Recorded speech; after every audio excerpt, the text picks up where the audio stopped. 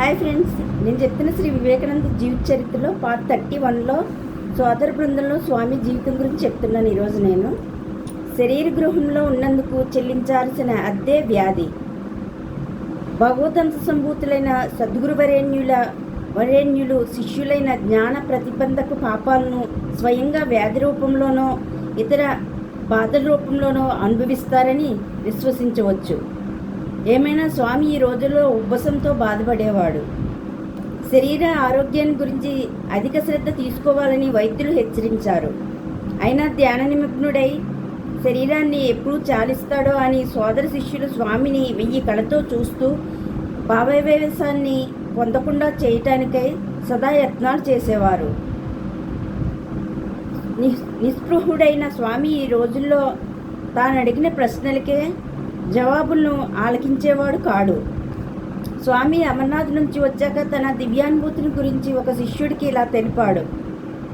అమర్నాథ్కు వెళ్ళిన నాటి నుంచి సాక్షాత్తు పరమశివుడు నా మనసులో ప్రవేశించి ఉన్నాడు. అతడికి నన్ను విడవడు. తరువాత క్షీరభవానీదేవి ఆలయంలో తాను ఆలకించిన అశరీర వాణిని శిష్యుడికి తెలిపి అది వాస్తవాన్ని వక్కాణించాడు. అనంతరం శిష్యుడు, స్వామీజీ, మీరు ఎన్నడైనా దెయ్యాలను చూశారా అని అడగ్గా, స్వామి తన బంధువుల్లో ఒక ఆమె పిశాచంగా మారి తనకు అప్పుడప్పుడు కనిపించి దూరదేశ వృత్తాంతాలను తెలుపుచుండేదని బదులిస్తూ ఇలా పలికాడు.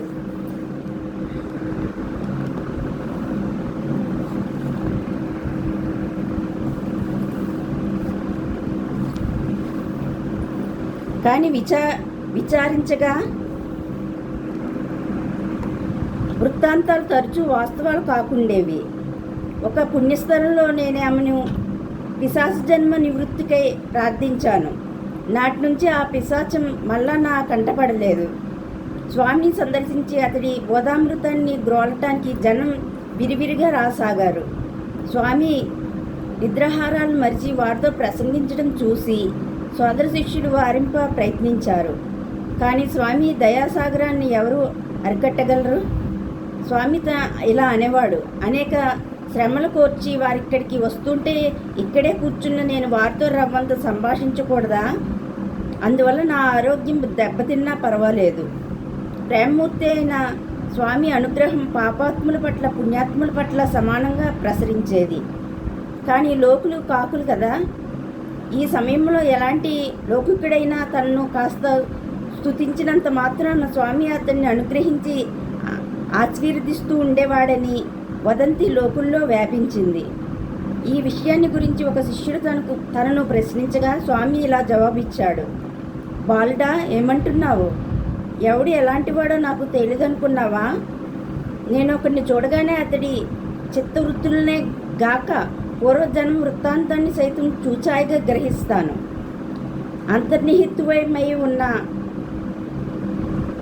అంతర్నిహితమై ఉన్న అతడి చిత్తవృత్తులు ఎలాంటివో నాకు వెల్లడవుతాయి. అయినా అలాంటి వారిని ఎందుకు ఆశీర్వదిస్తానో తెలుసా? ఆ నిర్భాగ్యులు ఎలాగైనా రవ్వంత చిత్తశాంతిని పొందే తలంపుతో వీరు అనక సమస్త జనాన్ని అర్థిస్తారు. కానీ వారిని ఆదరించేవారెవరు? చివరకు వారు నా వద్దకు వస్తారు. నేను నిరాకరిస్తే ఇక వారి గతి ఏమిటి?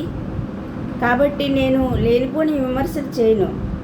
ఆహా, వారి మనోవ్యధ ఎంత దుర్భరమో కదా. ప్రపంచం ఘోరయాతన నిలయం. కరుణాపయోనిధి అయిన శ్రీరామకృష్ణుల హృదయమే స్వామి హృదయం. నివేదిత నెలకొల్పిన బాలికా పాఠశాల స్వామికి విశేషాదరణ పాత్రమైంది.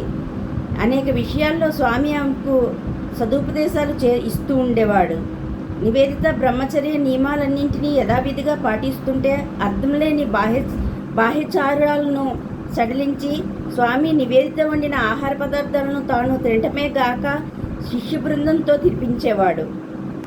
భారతీయులు నివేదితకు సముచిత స్థానం వసగి మనస్ఫూర్తిగా ఆదరించడానికే కావలసిన సమస్త యత్నాలను స్వామి గావించాడు. నివేదితాది శిష్య సమేతుడై స్వామి ఒకరోజు కలకత్తాలోని జంతు ప్రదర్శనశాలకు వెళ్ళాడు. ప్రసంగవశాత్తు పరిణామవాదాన్ని గురించి ప్రదర్శనశాలాధికారికి స్వామి మహాద్భుతంగా బోధించాడు. పతంజలి మహర్షిని మించిన పరిమాణవేత్తలు ప్రాక్పశ్చిమాల్లో ఇంతవరకు ఎవరూ లేరని, డార్విన్ మహాశయుడి పరిణామవాదం జంతువులకు వృక్షాలకే గాని మానవులకు వర్తించదని నిరూపించాడు. అయితే శరీర బలం ఆవశ్యకమని మీరు నొక్కి చెబుతూ ఉండటానికి కారణం ఏమిటి అని తర్వాత ఒకరు అడగ్గా స్వామి ఇలా ఉద్ఘోషించాడు: మానవుల మీరు ఆహార నిద్రాధికాలతో సంతుష్టులు, పిశాచ విష్టులు అయిన మీరు కేవలం పశుప్రాయులు.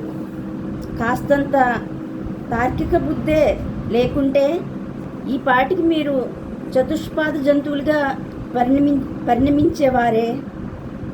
ఆత్మగౌరవహీనులై, అసూయ ద్వేషపూర్తులై, పరదేశస్థుల చేత పరమ నికృష్టులుగా పరిగణింపబడుతున్నారు. మీరు మీ దంభాన్ని, రిక్త సిద్ధాంతాలను అలా ఉంచి మీ దైనందిన జీవిత చర్యలను, మీ నడవడిని ప్రశాంతంగా పరిశీలించండి.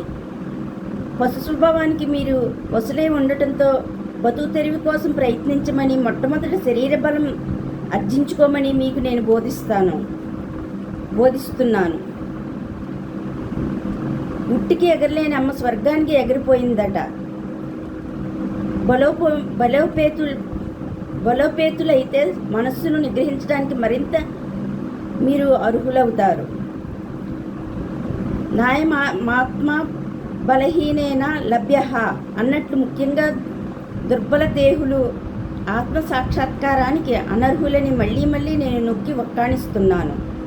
మనోనిగ్రహం చేరుకోగానే, సంపూర్ణంగా మనసు మీకు వశమవగానే, శరీరం బలిష్టంగా ఉన్నా లేకున్నా మీరు గమనించక్కర్లేదు.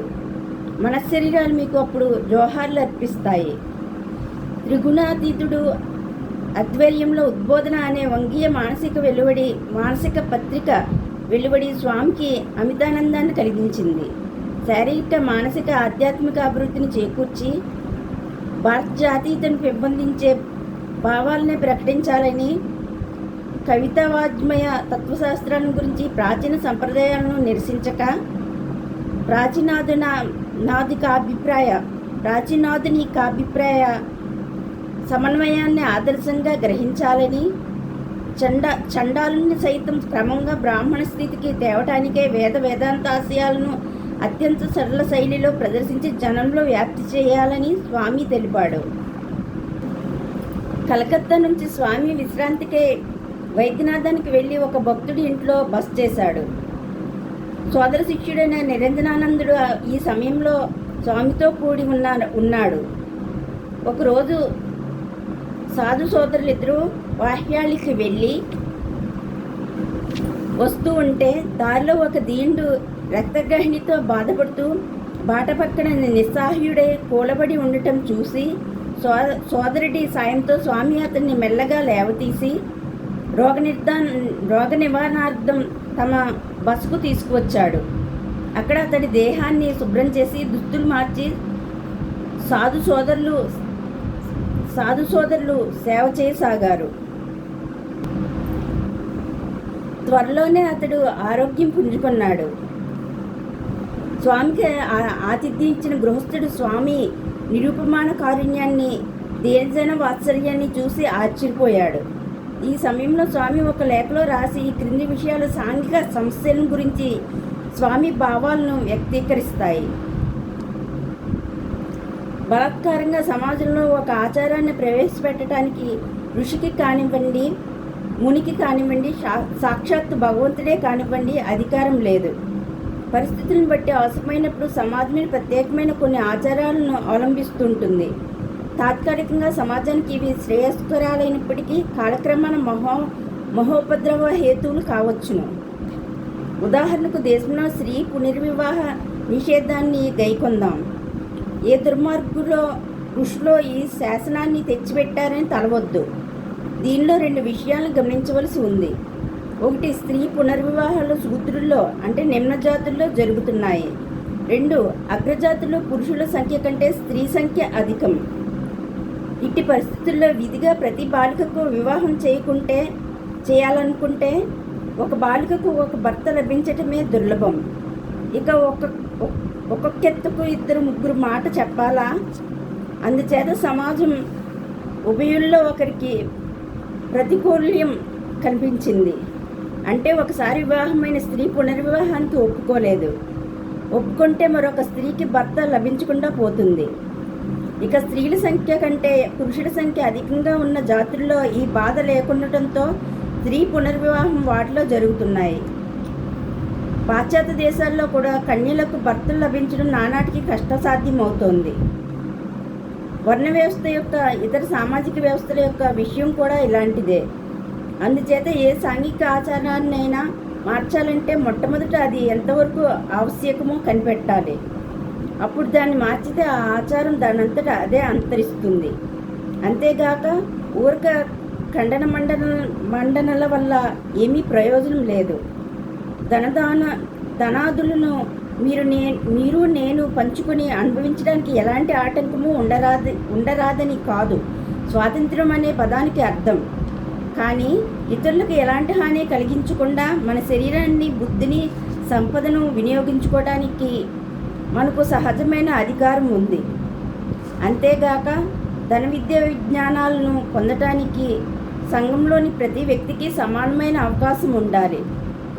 ఇక అందరూ పల్లకి ఎక్కితే మోసేవారు ఎవరు అని మరొక శంక. ఈ నీతివాక్యం చెప్పేవారు సంఘ శ్రేయాభిలాషుల్లో, స్వార్థపరాయణుల్లో గమనించండి. జనసామాన్యానికి విద్య నేర్పితే ఇక మనకు సేవ చేసేవారు ఎవరు అని ఆంగ్లదేశంలో కూడా అనేకులు శంకిస్తూ ఉంటే విన్నాను. సంఘం అంటే ఏమిటి? జనసామాన్యమా? లేక మీరు నేను అగ్రవర్ణాల్లోని మీరు మరి ఏ సంఖ్యాకులనా? అంతేగాక ఒకవేళ రెండవ పక్షమే నిజమనుకుంటే ఇతరులను నడుపుతున్న వారు మనం అనుకోవటం అర్ధరహితం, అహంభావం. మనం ఏమన్నా సర్వజ్ఞులమా? ఉద్ధరే నాత్మనం. ప్రతి మానవుడు తనను తానే ఉద్ధరించుకోవాలి. ఇలాంటి స్వాతంత్ర్యానికి ప్రతికూలాలైన సాంఘిక విధులను త్వరలో నిర్మూలించాలి. స్వాతంత్ర్యాభివృద్ధి వణుకుచ్చే సంప్రదాయాలనే ప్రోత్సహించాలి. వైద్యనాథం నుంచి స్వామి తిరిగి బేలూరు మఠానికి వచ్చి శిష్య శిక్షణలో నిమగ్నమయ్యాడు. అల్ప విషయాల్లో సైతం అత్యంత శ్రద్ధ వహించాలని శిష్యులను హెచ్చరిస్తూ స్వామి ఒకసారి ఇలా అన్నాడు: హుక్కాను అమర్చడం సరిగ్గా నేర్చినవాడు ధ్యానం చేయటంలోనూ సమర్థుడవుతాడు. చక్కగా వంట చేయలేని వ్యక్తి సన్యాసంలో సమగ్రతను పొందలేదు. ఏకాగ్రము, పరిశుద్ధమైన మనసుతో గావించబడితే గాని వంట రుచిగా ఉండదు. తత్వశాస్త్ర విషయాల గురించి అసుగా ఉపన్యసించాలని శిష్యులను ప్రోత్సహిస్తూ స్వామి అందు నిమిత్తం తగు శిక్షణ ఇచ్చేవాడు. సర్వదా సరైన ప్రయత్నమే స్వామికి కావలసింది. జయాపజయాలు గణనీయం కావు. స్వామి శిక్షణలో శిష్యుడు సర్వవిధాల పురోభివృద్ధి గావించసాగారు. ఆదర్శాలు ఆచరణ పూర్వకాలైనప్పుడే శోభిల్తాయని స్వామి ఇలా అనేవాడు. ఆత్మవిశ్వాసపూరితులైన కొందరు మానవుల చరిత్రే ప్రపంచ చరిత్ర. అలాంటి విశ్వాసమే, శ్రద్ధే మీలోని దివ్యత్వాన్ని ప్రకాశింపచేస్తుంది. శ్రద్ధాభక్తులంటే సమస్తం సుసాధ్యమే. అపజయం అంటే ఏమిటి? అంతర్నిహితమైన అనంత శక్తిని వ్యక్తం చేయడానికి శక్తి కొద్దీ ప్రయత్నించకపోవటమే. ఆత్మవిశ్వాసం లేకపోవటమే మరణం. మొదటిది ఆత్మవిశ్వాసం, తర్వాతది భగవద్విశ్వాసం. అశిష్టో దృఢిష్టో బలిష్ట. ఇలాంటి వ్యక్తులు 10 మంది ఉంటే ప్రపంచాన్ని ఊరూతలిగించవచ్చు. దయా ప్రపూర్ణ హృదయము, మేధా సంపత్తి, భుజబలము ఇవే మనకు కావలసినవి. భగవత్కార్యాలను చేయటానికి అర్హులు నిమిత్త మాత్రులు అవ్వండి. భగవంతుడే కర్త, మీరు కాదు. మానవుడిలో అనటమే ఎందుకు? అణువులో ఈ విశ్వమంతా ఇముడు ఉంది. విశ్వశక్తి అంతా అణువుకు ఆధారభూతమై ఉంది. అంతరాత్మకు మనోభావాలకు వైషమ్యం సంభవిస్తే ఆంతరంగిక ప్రేరణం అవలంబించు. అధికారవాదాన్ని ఏనాడు స్వామి ఆమోదించేవాడు కాదు. భేదబుద్ధిని విడిచి మహోన్నత ఆధ్యాత్మిక తత్వాలను సంస్థ జనానికి బాహాటంగా తెలపాలని, తన శిష్యులు జనుల ఆచార వ్యవహారాలకు జంకక నిర్భయంగా సత్యాన్ని ప్రకటించాలని తెలుపుతూ స్వామి ఇలా ఉద్ఘోషించాడు. కన్నీటిని తుడిచే మాట ఎందుకు? పందిని నంది అనటం ఎందుకు? పరమార్థాన్ని తుచ్చప్రాపించిక విషయాలతో సమన్వయింప చూసే యత్నానికి మూలకారణం పిరికితనం, చెడ్డ పిరికితనం. ధైర్యం అవలంబించండి. నా శిష్యులు ధైర్యశాలురై ఉండాలి. నిర్భులై వేదశాస్త్రాల్లోని తత్వాలను బాహటంగా జనానికి బోధించండి. మీ గౌరవానికి భంగం వాటిల్లుతుందని కానీ, జనానికి మీ పట్ల ద్వేషం ఏర్పడుతుంది అని కానీ జంకవద్దు. కించిత్ వ్యామోహానికి చక్కగా సత్యారాధకులై ఉంటే మీకు అలౌకిక బలం కలుగుతుంది. అసత్యాలను, మీరు గ్రహించే విషయాలను అప్పుడు మీ ముందు ప్రస్తావించడానికి జనం భయపడతారు. 14 ఏళ్ళు అచంచల దీక్షతో సత్యాన్ని మీరు పరిపాలిస్తే జనం మీరేం చెప్పినా నిశ్చయమని శిరసా వహిస్తారు. ఇలా వర్తిస్తే దేశీయులను బంధముక్తులను గావించి దేశోద్ధారకులై లోకానికి మహోపకారం చేసిన వారు అవుతారు. భర్తృహరి కవీంద్రుడి ధైర్య పద్ధతే స్వామి పద్ధతి. స్వామి ఇలా బోధించేవాడు. నిదస్తు నీతి పునా యది వాస్తు వస్తు లక్ష్మీ సమావిశతు గచ్చతు వా యథేష్టం అద్వైవ వా మరణం మస్తు యుగాంతరే వా న్యాయధృతః ప్రవచలంతి పదం నదీరాహ. తమను నీతివేత్తలు దూషిస్తారుగాక, భూషిస్తారుగాక, లక్ష్మీ కటాక్షం కలుగుగాక, ఇంట దారిద్ర్యదేవత తాండవించుగాక, ఇప్పుడే మరణం సంభవించుగాక, యుగాంతం కలుగుగాక. ధీరులైన వారు న్యాయ మార్గాన్ని తప్పరు. స్వామి దృష్టిలో సమస్త కర్మలు భగవదారాధన విధానాలే. దరిద్ర నారాయణ సేవ, క్షమా నివారణం, అనాథ శరణాలయ నిర్మాణం, విద్యాలయ ప్రతిష్టాపనం మొదలైనవన్నీ శ్రీ రామకృష్ణ సంఘ సభ్యులకు విద్యుక్త కర్మలు. తాపసులు తమ శరీరాన్ని శుష్కింపచేసుకుంటారు గాక. కర్మనిష్ఠులకు ఇనుపకండలతో ఉక్కునరాలతో కూడిన దృఢ శరీరం కావాలి.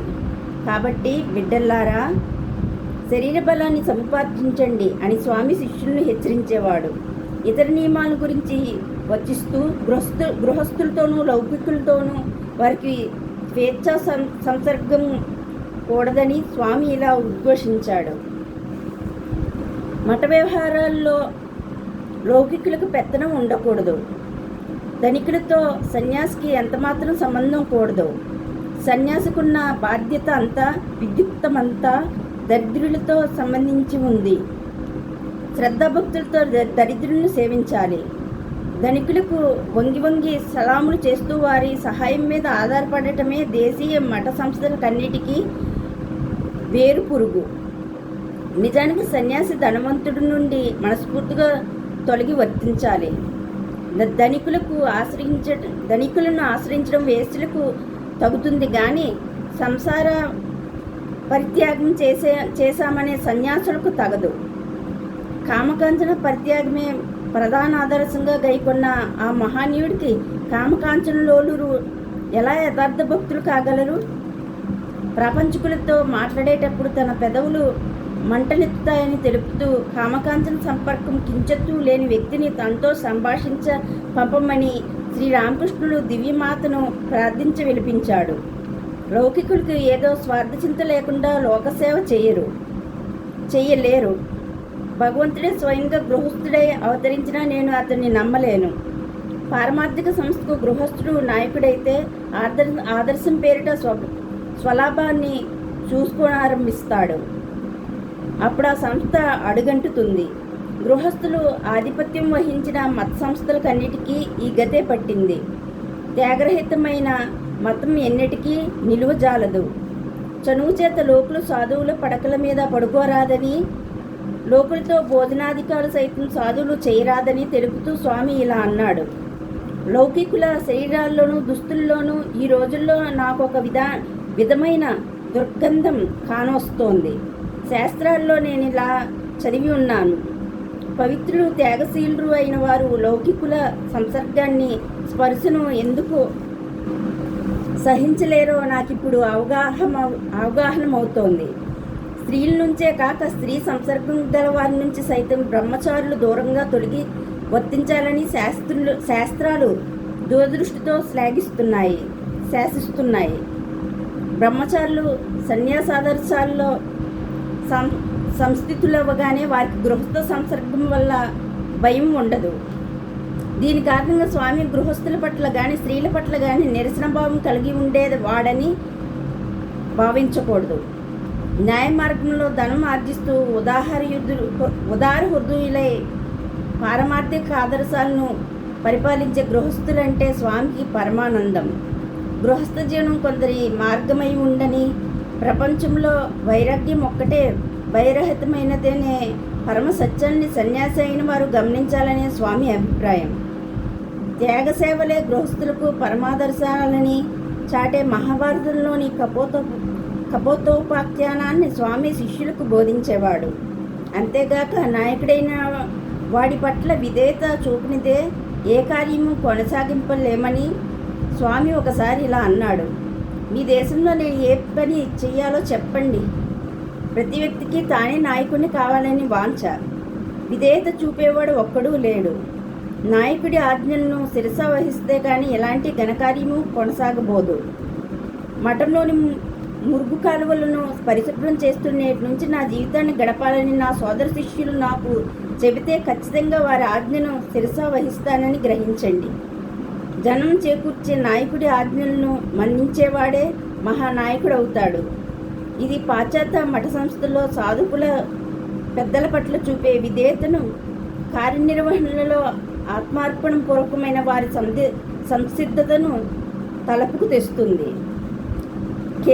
కేబేజ్ మొలకలను తలకిందులుగా నాటమనటమో, గుట్టల కొద్దీ రాళ్ళను ఒక చోట నుంచి మరొక చోటకి తిరిగి యథాస్థానానికి చెప్పినన్నిసార్లు మారు మాట్లాడక మోసుకుని పొమ్మనటమో ఫ్రాన్సిస్ మహానీయుడి శిక్షణ విధానాల్లో ఒకటి. ఇలాంటి విధేయత ముఖ్యంగా మఠ సంస్థలకు పునాది అని స్వామి విశ్వాసం. స్వామి ఇలా అనేవాడు. వలసినంత ధనం లభించినా లభించకపోయినా తగినంత మంది బ్రహ్మచారులు వచ్చినా రాకున్నా ఆరంభించిన కార్యాన్ని కొనసాగించడానికే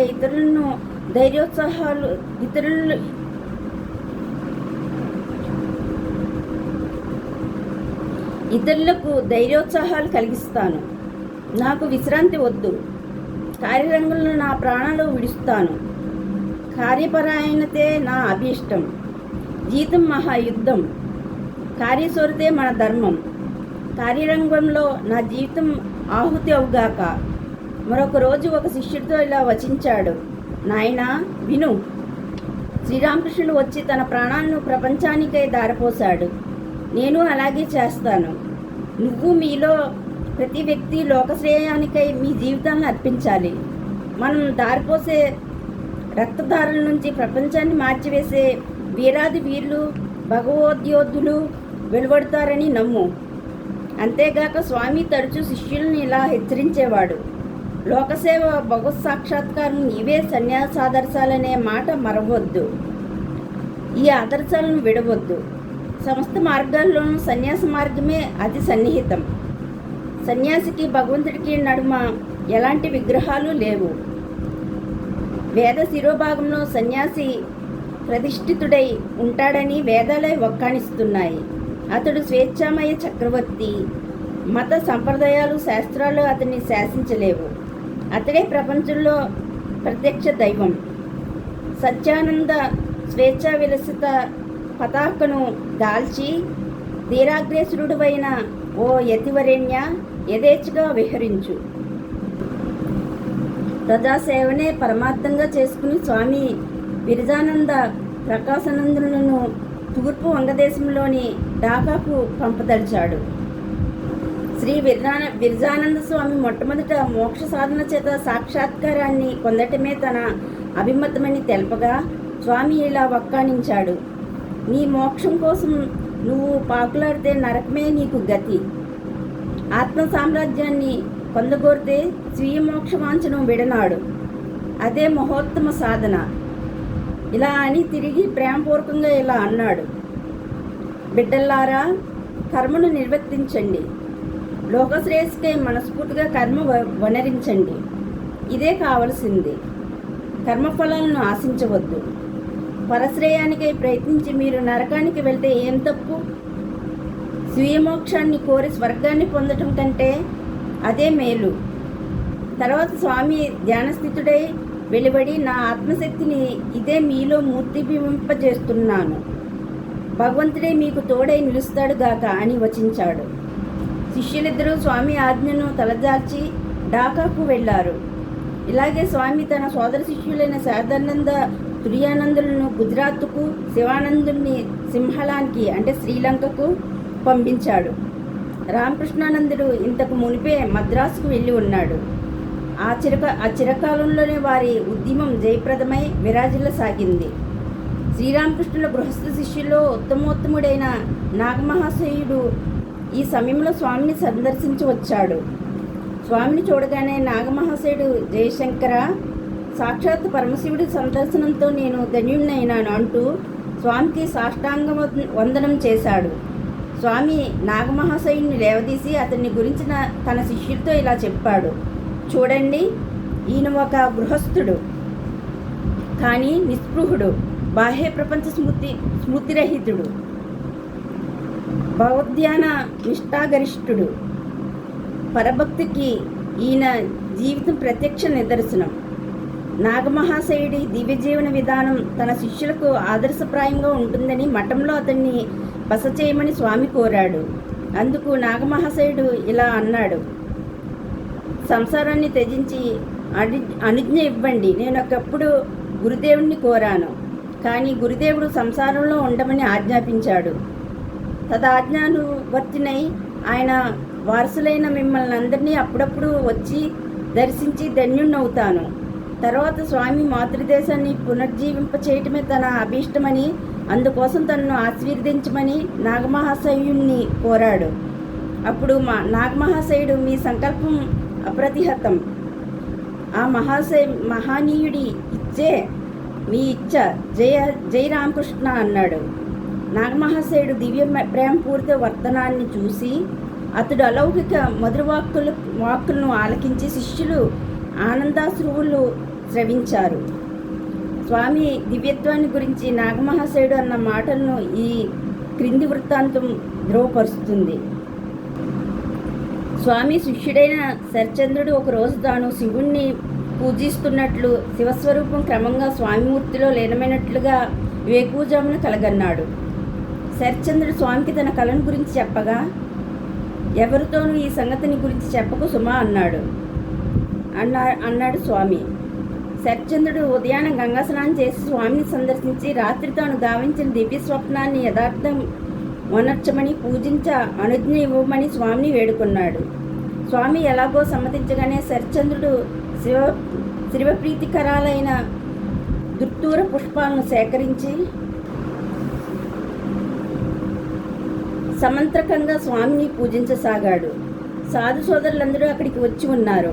స్వామి దివ్యధ్యాన నిమగ్నుడై పూజింపబడుతూ ఉంటే సాక్షాత్తు శివస్వరూపమై వెలుగొందిన అతడి దివ్యమూర్తిని చూసి అందరూ భక్తి పరవశులైనారు. అద్వైత వేదాంత ప్రచారం నిమిత్తము అనుష్ఠానం కోసము స్వామి హిమాలయాల్లో ఒక ఆశ్రమాన్ని నెలకొల్పతలిచాడు. ఆ చిరకాలంలోనే స్వామి పాశ్చాత్య శిష్యులైన సివియరు దంపతుల మూలాన హిమాలయాల్లోని మాయావతిలో 6800 అడుగుల సమున్నత ప్రాంతాన అద్వైతాశ్రమం స్థాపించబడింది. అద్వైతాశ్రమం శ్రీరామకృష్ణ ఆశ్రమాల్లో పేరెన్నికగన్నది. భారతదేశ ప్రబోధాత్మకమైన ప్రబుద్ధ భారతం అనే జగద్విఖ్యాత మాసపత్రిక ఇక్కడి నుంచే వెలువడి దినదిన పరవర్ధనమానమై మానవ సేవ చేస్తోంది. అద్వైతాశ్రమాన్ని గురించి స్వామి ఇలా అని ఉన్నాడు. సమస్త మూఢ విశ్వాసాలను దుర్బలాభిప్రాయాలను పోగొట్టి అద్వైతాన్ని ప్రజ్వలింపచేయటమే ఈ ఆశ్రమం యొక్క ముఖ్య ఉద్దేశం. అద్వైత వేదాంతం మాత్రమే ఇక్కడ బోధించబడుతుంది. అద్వైతమే ఇక్కడ అనుష్ఠింపబడుతుంది. ఇతర మతాల్లో ఎంతమాత్రం వైషమ్యం లేకున్నా అద్వైతమే ఈ ఆశ్రమం ఉద్దేశం, పరమ లక్ష్యము. ఇక్కడ సన్యాస సంబంధమైన విరాజ హోమం తప్ప మరెలాంటి కలాపం కానీ విగ్రహారాధన కానీ జరపబడటం లేదు. ఇతర కేంద్రాల్లోని ప్రధాన ఆచారమైన శ్రీరామకృష్ణ గురు పూజ సైతం ఇక్కడ నిషేధం. వంగదేశంలో ఈ సమయంలో ప్లేగు వ్యాధి చెలరేగ్గా స్వామి సోదర శిష్యులతో గావించిన ప్రజాసేవ నిరుపమానం. తదనంతరం మళ్ళా కాటకం సంభవించగా స్వామి తన నివారణ యత్నంలో నిమగ్నుడయ్యాడు. జనం దుస్థితిని చూసి స్వామి తన అనుతాపాన్ని ఇలా వ్యక్తం చేశాడు. నా దేశంలో ఒక్క కుక్క అయినా పస్తు పడి ఉన్నంత వరకు దానికి ఆహారం ఇచ్చి రక్షించడమే నా పరమధర్మం. ఇదే నా మతం. తద్భిన్నమంతా అధర్మం, కృత్రిమ ధర్మం. స్వామి దీనజన సానుభూతిని, అతడి నిరుపమాన దేశభక్తిని చూడండి. ఈ సమయంలో ఒక పండితుడు వేదాంత తత్వ రహస్యాలను గురించి చర్చింప స్వామిని సందర్శించాడు. స్వామి ఇలా పలికాడు: పండితవరేణ్య, దేశమంతటా చెలరేగుతున్న మహా విపత్తును నివారించటానికై ప్రయత్నించండి. అన్నమో రామచంద్ర అని నీ సోదర దేశస్థులు విలిపిస్తున్నారు. వారి కడుపు మంట చల్లార్చ ప్రయత్నించడమే నీ ప్రథమ కర్తవ్యం. ఆ తర్వాత వేదాంత చర్చ కోసం నా వద్దకు రండి.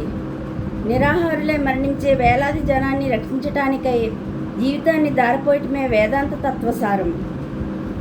స్వామి మరలా పశ్చిమఖండానికి వెళ్ళి ఉద్యమించాడు.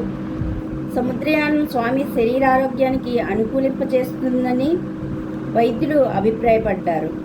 తన శరీర స్థితిని గురించి, మనోస్థైర్యాన్ని గురించి స్వామి ఒక పాశ్చాత్య శిష్యుడికి ఇలా రాసి ఉన్నాడు: 2 ఏళ్ల శరీర రుగ్మత నా 20 ఏళ్ల జీవితాన్ని పరిమార్చింది. అయితే ఏం, ఆత్మ నిర్వికారం కదా. ఒకే ఆదర్శాన్ని ఈ వెర్య ఆత్మరాముడు ఇంకా అంటిపెట్టుకుని ఉన్నాడు. ఇది బొల్లుకపు పట్టు సుమా.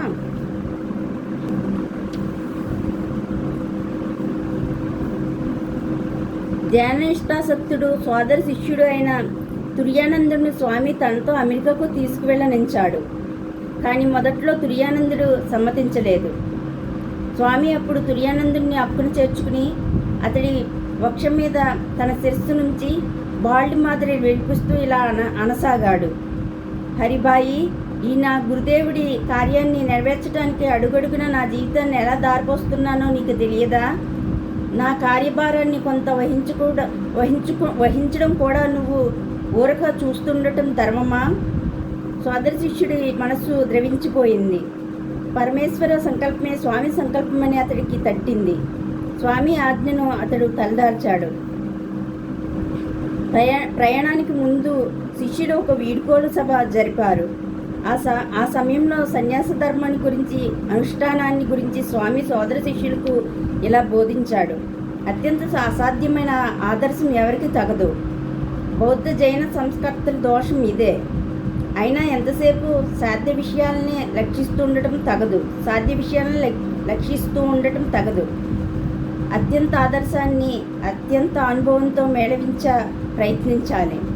ఇప్పుడు ఉత్తమ ధ్యాన నిమగ్నులై ఉత్తర రక్షణాన మత ప్రాంతంలోని మైదానాలను చూపుతూ ఈ భూములను సాగు చేయడానికి సంసిద్ధులవ్వాలి.